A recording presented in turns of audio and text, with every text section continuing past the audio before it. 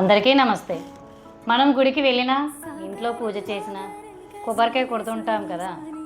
అలా కొబ్బరికాయ కొట్టడం వెనుక ఎంతటి అద్భుతమైన ఆధ్యాత్మిక అంతరార్థం ఉందో తెలుసా?